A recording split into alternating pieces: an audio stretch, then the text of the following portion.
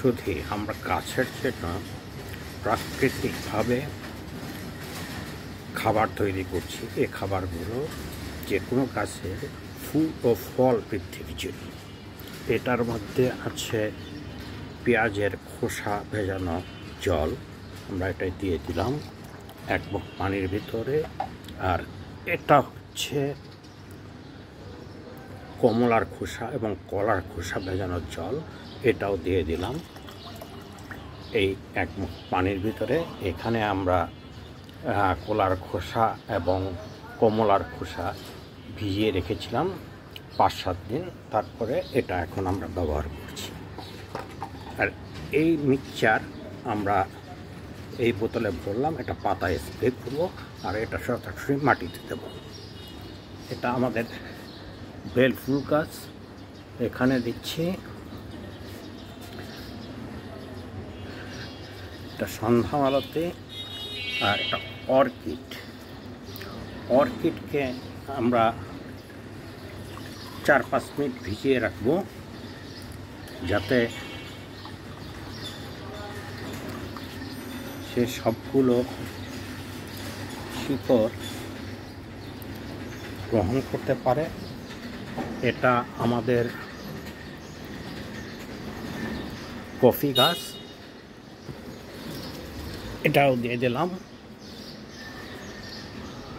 এটা মরিচ গাছ। এই অবস্থা, আমরা কিছুক্ষণ অপেক্ষা করব অর্কিডের জন্য। আর এগুলো হয়ে গেছে, এগুলোই আমরা এখন পাতায় ভিজিয়ে দিচ্ছি। দেখে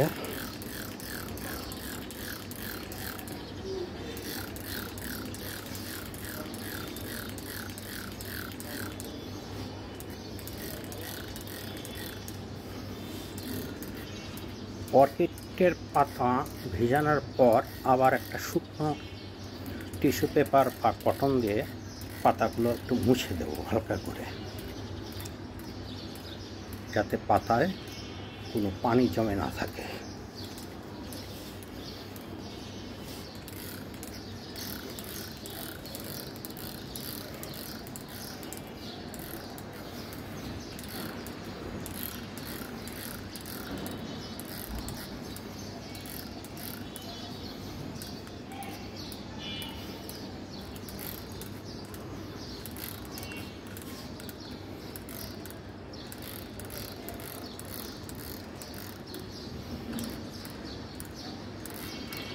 এটাই প্রক্রিয়া। এভাবে আমরা সবগুলো গাছ যেগুলোতে আমরা ফুল বা ফল চাই সেগুলোর মধ্যে এই পানীয় ব্যবহার করব।